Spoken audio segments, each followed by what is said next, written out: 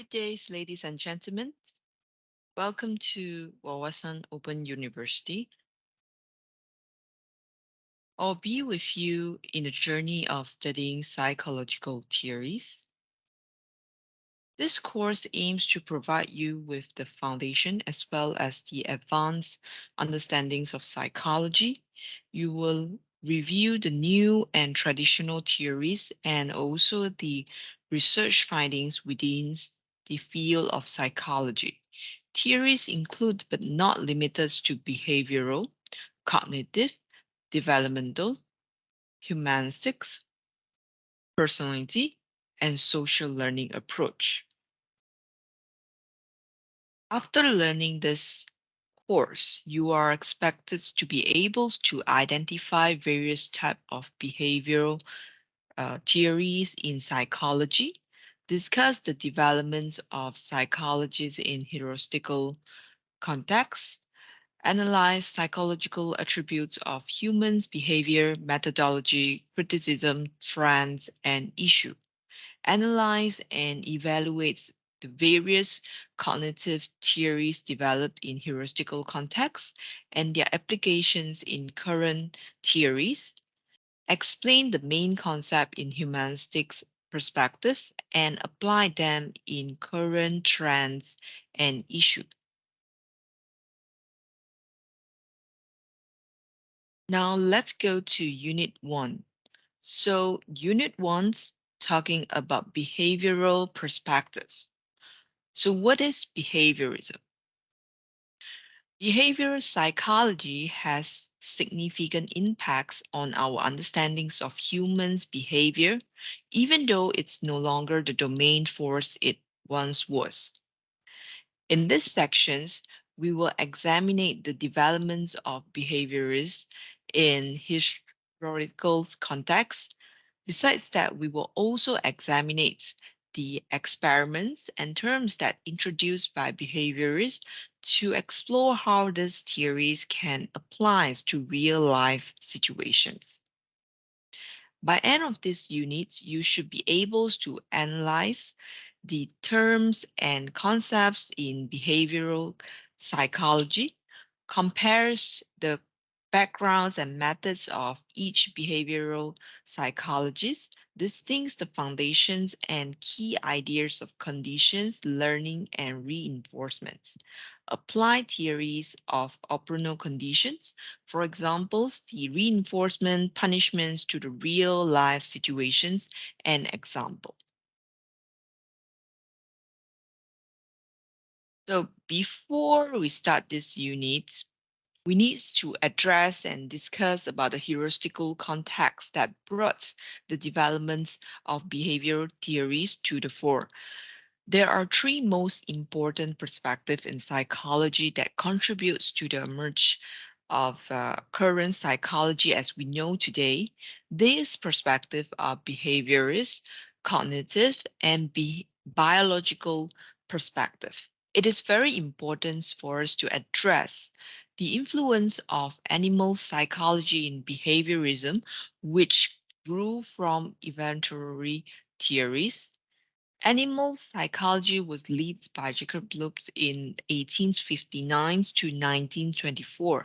He's the one who introduced the concept of attributions, which and involuntary force movements. In other words, this concept implies that animal reactions to stimulus is involuntary and it's very direct and automatic. These behaviors were triggered as a result of stimulus and do not involve animals' consciousness. From these arguments, we can conclude that at this point in time, research psychologists doubt the existence of animal consciousness. Although Lopes favors more mechanistic and objective approach to understand behavior, he's the one who did not reject consciousness completely. In order to gain more understandings of animal consciousness, one must examine animals' associative consciousness And this concept suggests that animals are able to make mental connections between the reactions to stimulus and desirable outcomes. So before we begin, let us review some of the key assumptions in behaviorism. There are two key assumptions to be discussed that will help you to develop a stronger grasp of the purpose of behaviorism, which are the stimulus and response and the law of learning.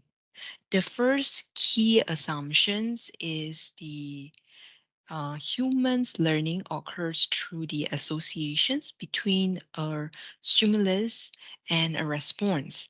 This is also means that the behaviors can be understood by examining the external cause instead of the internal mental. And the next key assumptions we will discuss is the same basic law of learning applies regardless of what has been learned or who was learning. For examples like humans or animal. For examples, a child learns to get attention by screaming. So, or rats are learning to navigate by a miss. So, this idea shows that our behaviors can be influenced by the rewards and punishments. Um, Simple associations, learnings between the stimulus and response are the building block that contributes to complex learning. So one of the biggest influence experiments in the behavior psychology is Ivan Pavlin's research, which later we know it as classical conditioning. So classical conditioning is a learning process in which previously natural stimulus become associated with another stimulus through repeated pairings with that stimulus. So in these experiments, they are using the subject, which is an animal's dog. So he will notice that a dog would salivate at the signs of foods. And this indicated that the dog has learned to associate the sign of foods with the taste of foods and causing the dogs to salivate. And this is also an example of associative learnings which Pavlin's were talking about. Hence, he decided to study whether the dogs can be taught to associate um, the taste of foods with other stimulus or other signs, such as the tone or like. So, in classical conditioning, there are there are few terms that you will always see it, which are the natural stimulus, the unconditional stimulus, UCS, unconditional response, UCR, conditional stimulus, yes, conditional response. In the designs of experiments, a research attached tubes into the dog's salivary glands to measure the amount of salivations.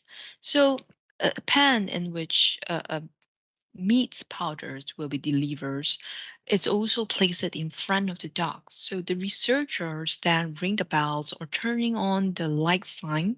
So after a few seconds, the meat powder is presented to the hungry dogs, and the amount of saliva will be recorded with the device. At this stage, the unconditional stimulus UCS is the meat powder. Just like the meaning of the name, a UCS produce a response the um, without the prior preconditioning. So the salivation response due to the signs of meat powder, which is automatically response or natural response. So, in the appropriate terms, this known as the unconditional response (UCR), in which it's an unlearned response that produced by UCS.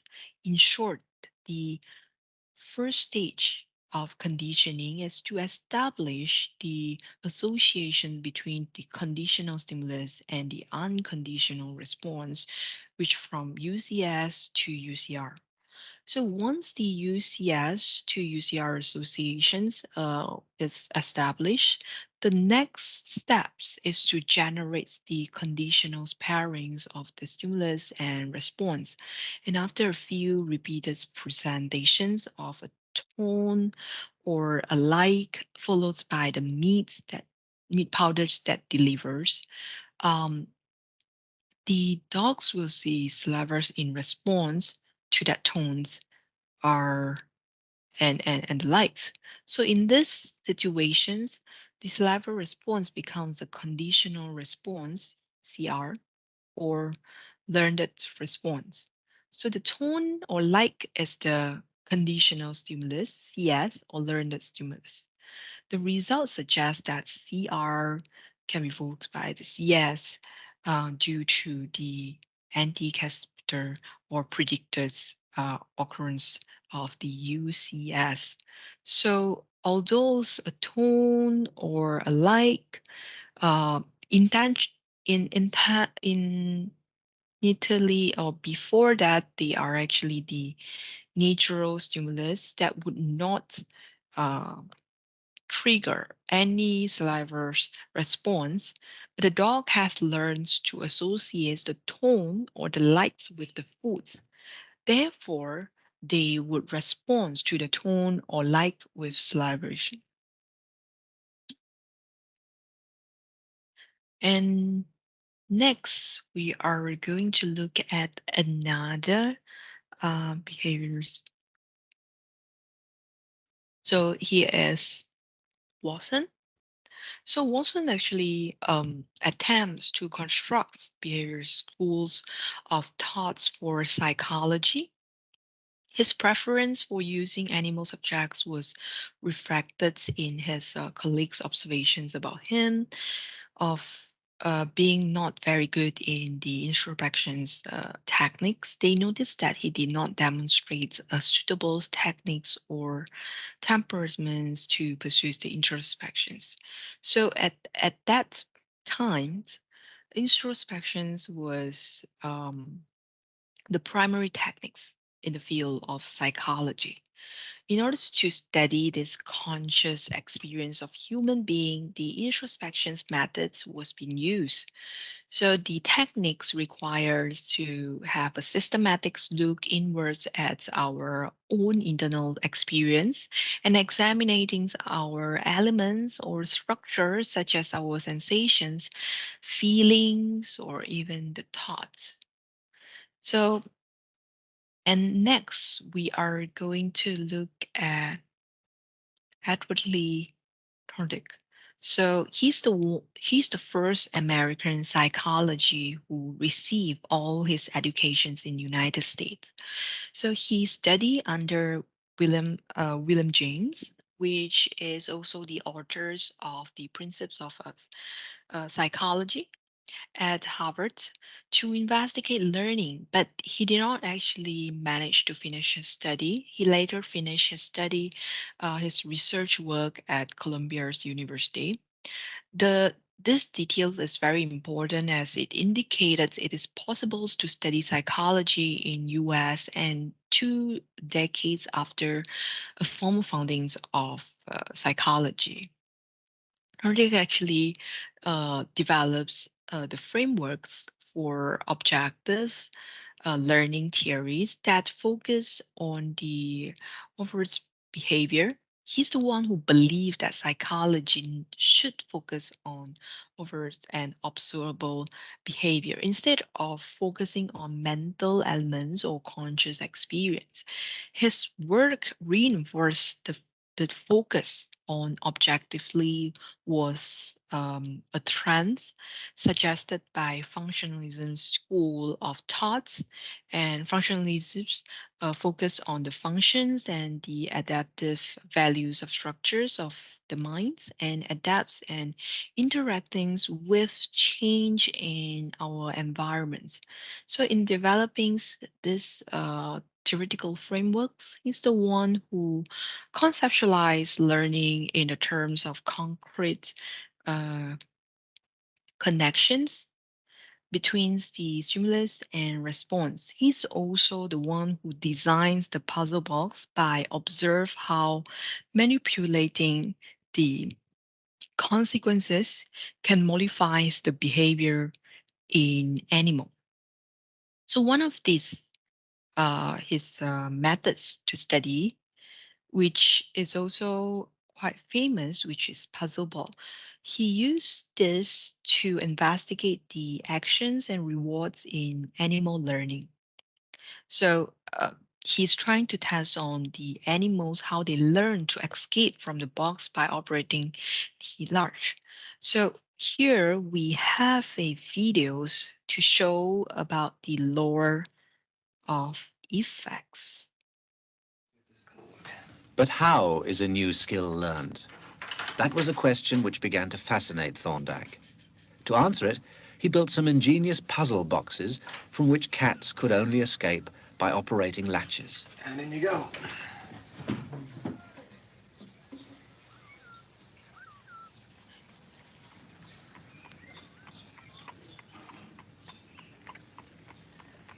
The cat appears to be very clever in engineering its escape, solving the problem with a deftly placed paw and a push of its nose.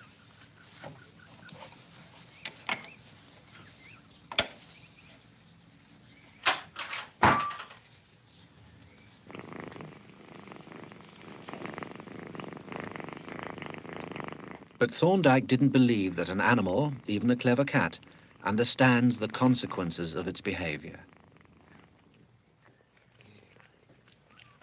When he placed a cat in the puzzle box for the first time, Thorndike was unable to see any evidence of flashes of insight.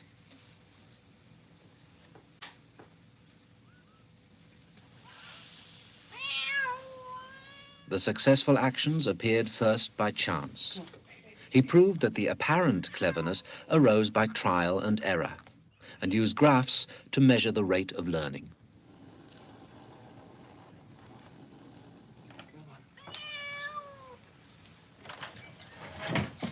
A well-practiced cat quickly recalls the actions that help it escape to its reward of food.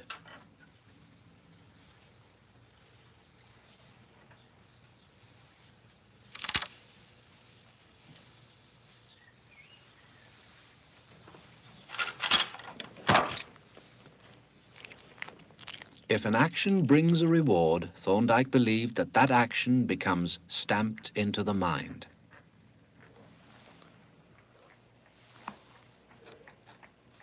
In his thesis, he explained further his ideas about learning, that behavior changes because of its consequences.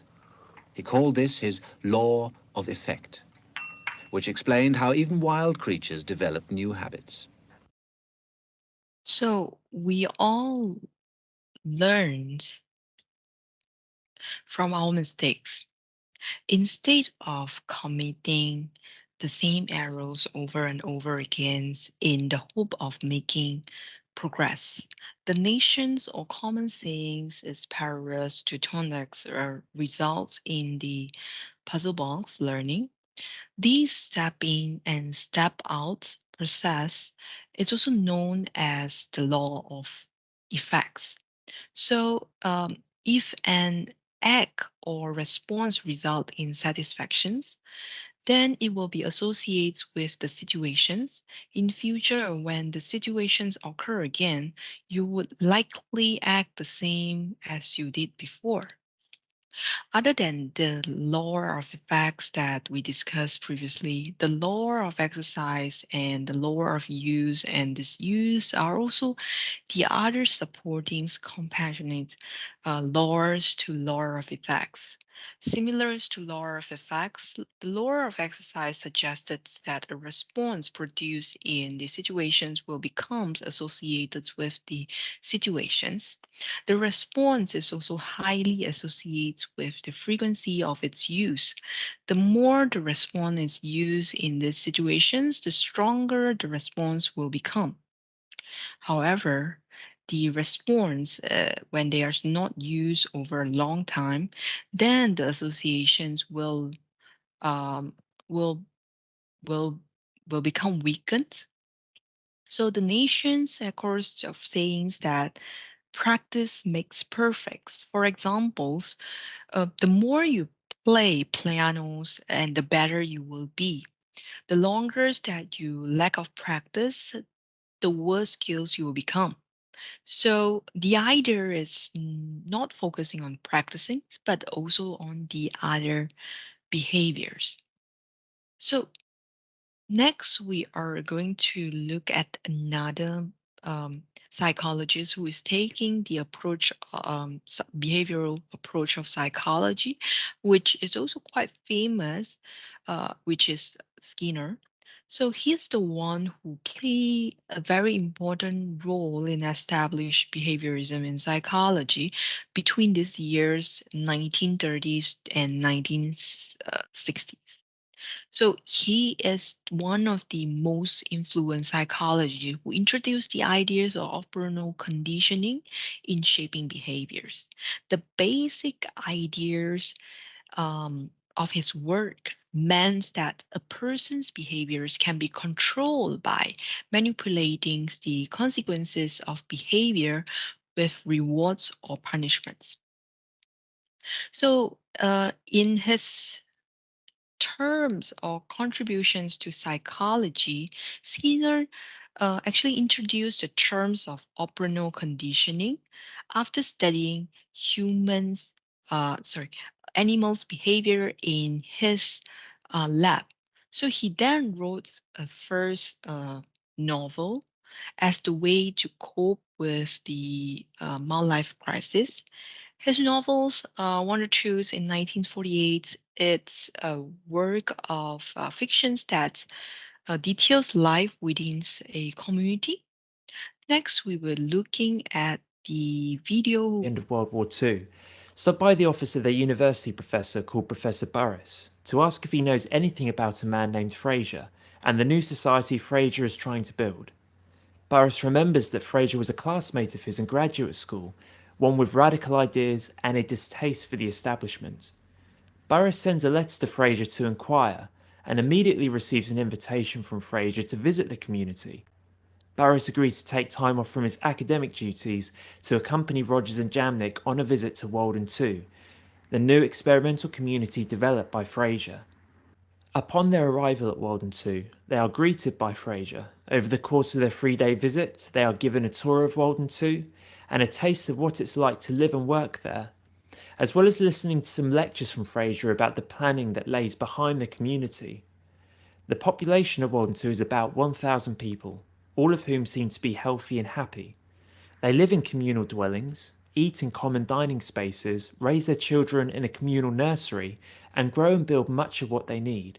The standard workday lasts only 4 hours or less, and no one is paid wages, because nothing at Walden 2 costs money. How does Walden 2 achieve its survival? Through a science of behaviour. The idea put into action is that human behaviour can be positively reinforced through changing and arranging different kinds of behavioural reinforcers in the environment and doing away with the punishment of behaviour. From an early age, members of Walden 2 are reinforced to lead productive, healthy lives in a communal environment where everyone's basic needs are met and natural curiosities are satisfied through the encouragement of developing art, learning new things, socialising with others, and developing new ideas that positively contribute to the community's success. In line with its basis in science and technology, Walden 2 is an inherently experimental community.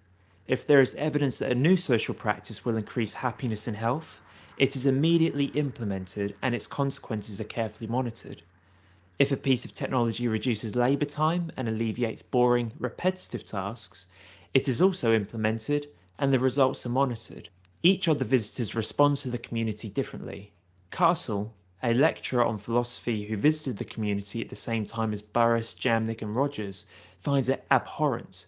He spends the duration of the visit arguing with Fraser about the feasibility and desirability of a community like Walden 2. Burris, on the other hand, finds himself somewhere in the middle. He is sceptical that such a social system could work, but he finds Fraser's arguments compelling, and he cannot discount the evidence of success in what he has witnessed during his visit to Walden 2. Jamnik and his partner Mary are both convinced that this is the life for them. They decide to stay at Walden 2.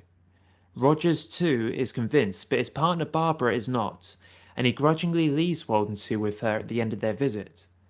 Burris is torn, but decides to return to his academic life. However, at the train station, he suddenly realises that he would rather try life at Walden 2, for whatever it's worth, than go back to the university. So he walks back to Walden 2 and begins his new life there. Next, let's look at the reinforcement versus punishment. So reinforcement is the process whereby deliver or removal of a stimulus that will increase the occurrence of specific behavior. There are two types of reinforcement, which are positive reinforcement and negative reinforcement. Punishment, it's a process whereby delivers or removal of a stimulus that will decrease the occurrence of a specific behavior. There are two types of punishment, which are positive and negative. Then let's look at some of the documentaries videos to give you some ideas of what is the reinforcements or punishments look like. The two pigeons are at either end of a small ping pong table. One pigeon pecks the ball as it comes toward him and knocks it toward the other pigeon. Other pigeon pecks the ball back across the table. If it goes past one pigeon, the other pigeon can eat, and if it goes the other way, the other pigeon eats. So that there is it's a real game. The pigeon is reinforced for a cross-court shot if that is what gets the ball past his opponent. And next, we are going to look at the Skinner box, which is also one of the experiments talking about the reinforcements and punishment. Let's have a look at this video.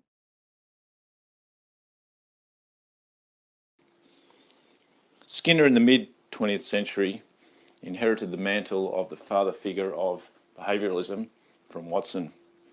He believed that we can both predict and thus control behaviour. Thus, by manipulating the environment, we can change the individual. And he firmly believed that by manipulating the environment in the right way, in a thoughtful manner, we can change individuals for the better. Inspired by the work of Thorndike and his law and effect, he devised the learning theory, operant conditioning, which can be defined as a learning process in which the consequences, which follow a response, determine the likelihood that the behaviour will be repeated in the future. So behaviour is strengthened when it's been reinforced, therefore more likely to recur, and behaviour is weakened when it's being punished, less likely to occur.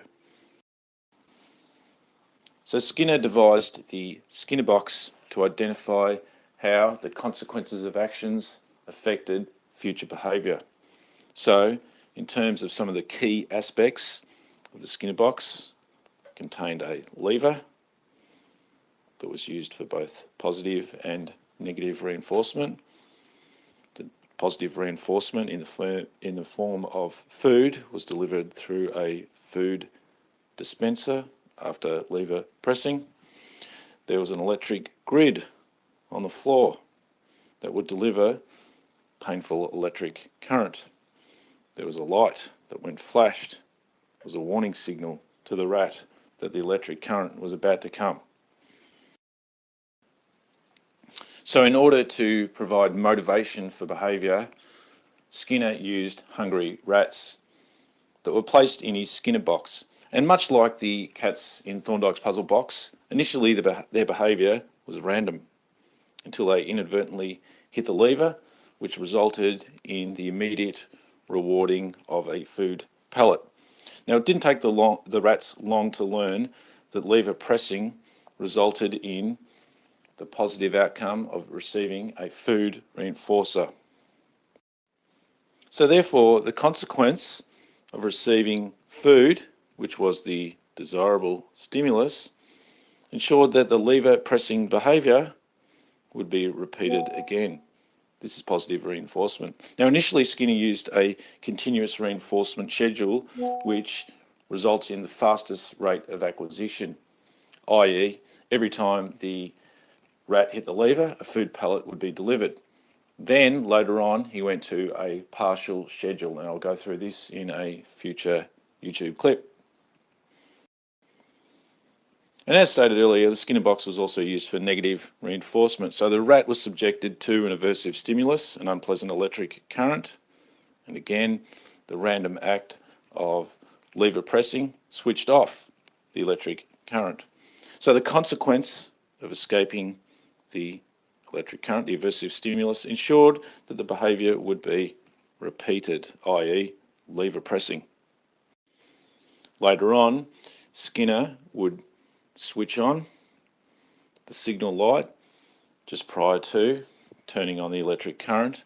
And again, the rat fairly quickly learned the association between the light and the electric current and the lever pressing. So the light would be switched on, the rat would rapidly hit the lever to remove that aversive stimulus. That is, the behaviour of lever pressing had been reinforced to remove the aversive stimulus. Thus, we have negative reinforcement. So, yes, as the key components to understand how the reinforcement works in order to shape behavior, Skinner also investigates the conditions involve various rates and times of reinforcement. There are two categories in reinforcement schedule, which is partial reinforcement and continuous reinforcement. In his experiments, Skinner compares the rats' response in these different conditions. The keywords the keyword used in these discussions are interval, which we refers to the passage of time, and ratio, which refers to the number of times a response produced. In a fixed ratios conditions, Skinner reinforces an animal's behaviors by giving a rewards after an animal produce a fixed numbers of correct response. For example, it receive a rewards after it pressed the bar correct response 10 times instead of receiving a reward immediately after it produced the right response. So the fixed intervals condition, Skinner gave the animals a reinforcers every fixed length of times. For example, after every 1 minute or every 4 minutes. So the point is the animals only receive a rewards after passage of time. He noticed that during a short times intervals, 1 minute lap, animal response were more rapid compared to a longer time interval, for example, like 4 minute laps. So a variable ratio schedule is such that the subjects only receive a reinforcement after a variable numbers of response. The real life examples are slot machines or buying gambling digits for which the numbers of plays response needs for rewards or reinforcements in constant change. Therefore, it is unpredictable. Similar to ratio interval schedules, the variable intervals reinforcements is only given after a certain passage of times. For example, you might be receive a reward after 4 minutes in a trial, but the next trial you might be needs to wait for 20 minutes to receive a reward.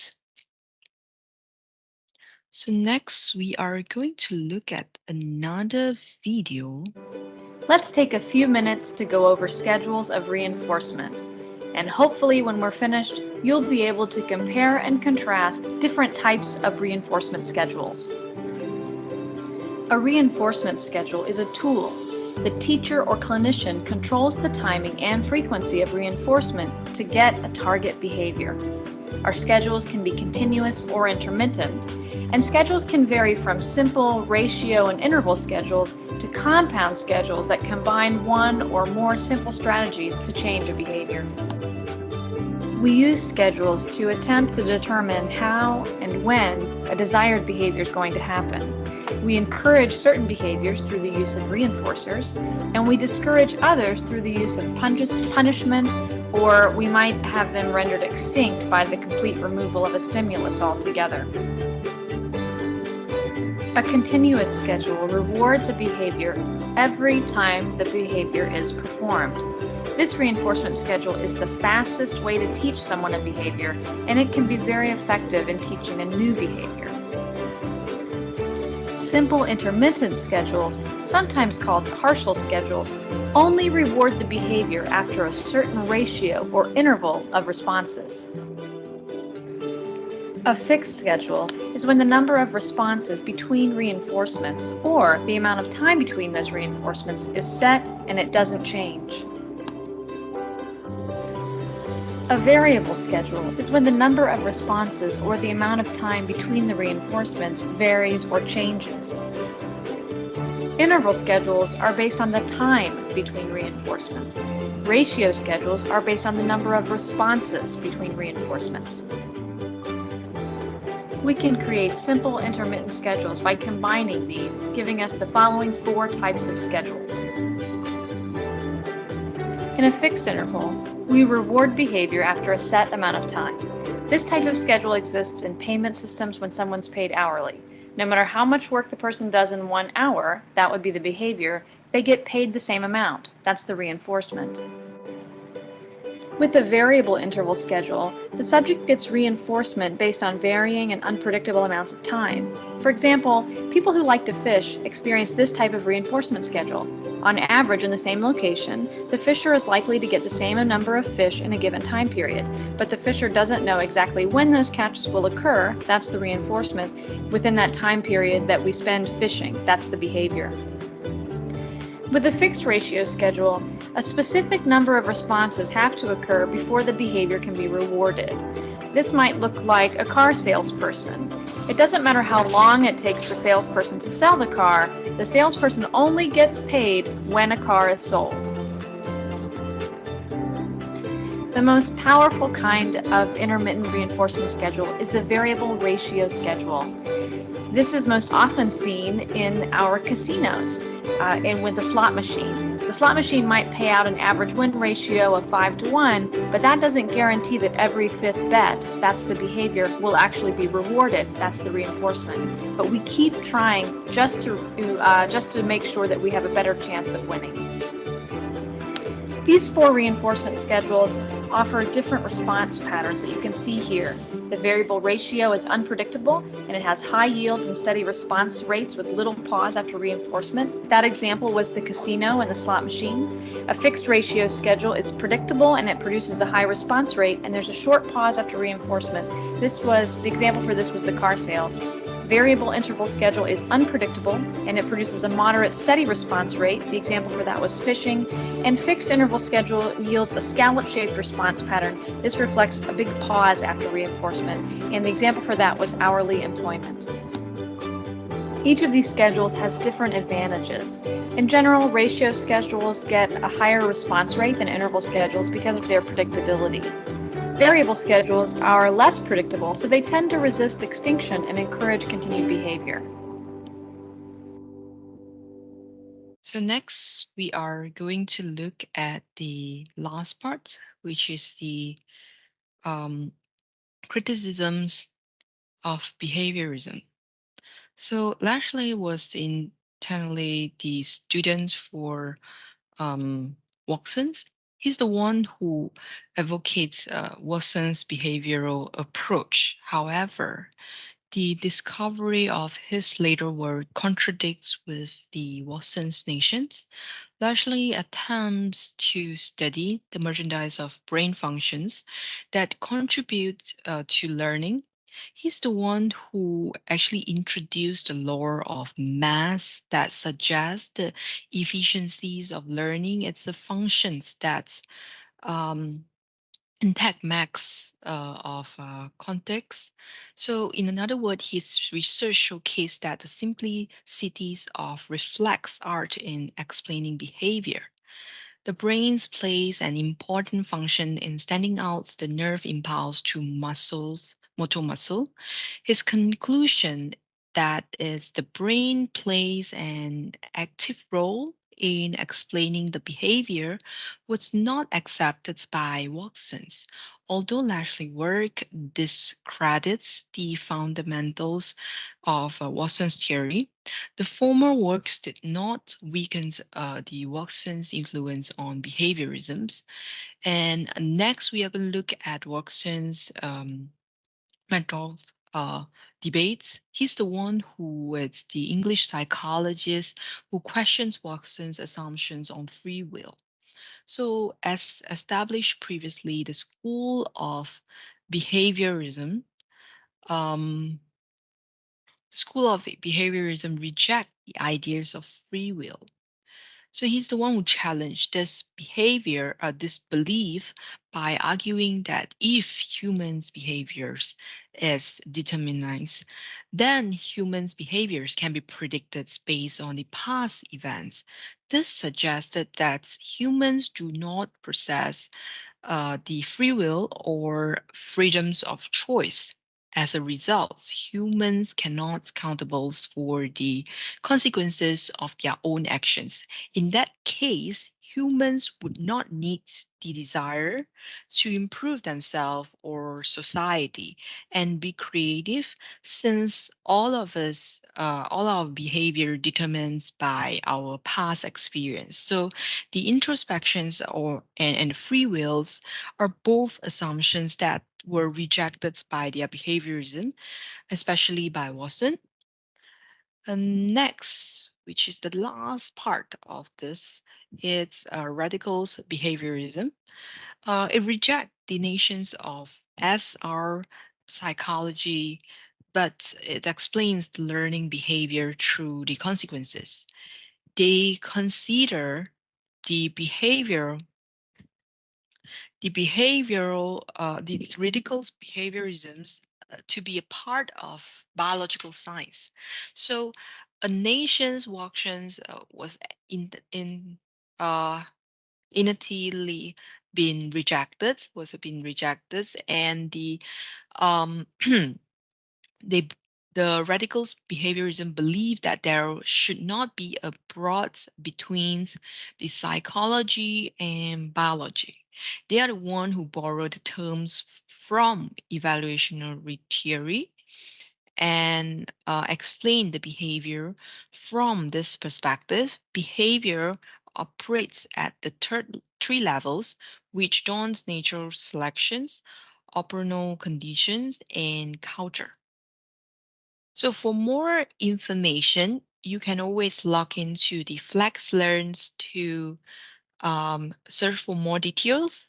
And also, we will be having some of the reading materials, PDF file textbooks in the Flex Lens, where you can easily been directed, navigated to get the information on. Thank you.